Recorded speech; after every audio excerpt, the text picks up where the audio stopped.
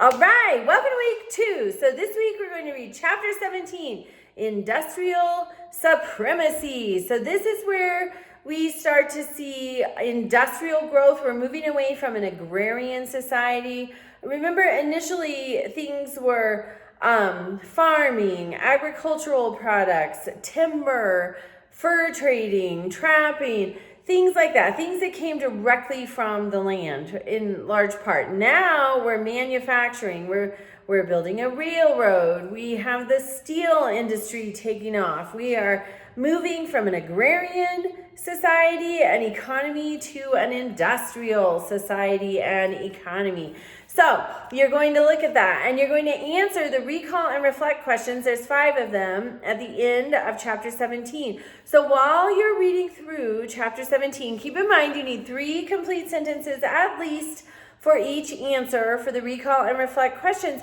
So question number 1, you're looking at the titans, these titans of industry: Rockefeller, Carnegie, Morgan, and more.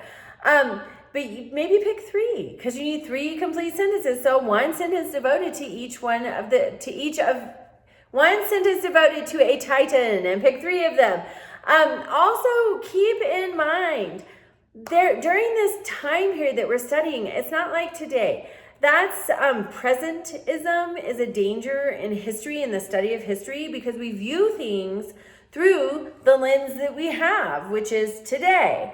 Well, they did not have an 8-hour week. They did not have an 8-hour day. They did not have a 5-day work week.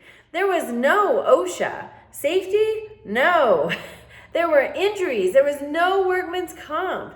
There were no demanded days off. No anything. No paid vacation. There was child labor.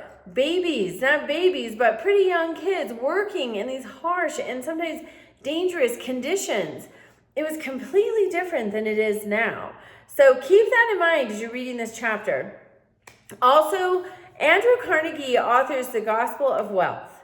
And that is an interesting thing to compare and contrast to the working conditions of the day.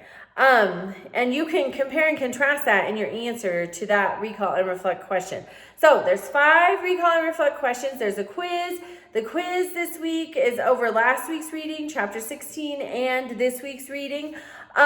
We will not always do just the recall and reflect questions, so hang in there. If you're hating them, hang in there. There will be more dynamic assignments coming. But that's this week. Reach out with any questions and have a great week.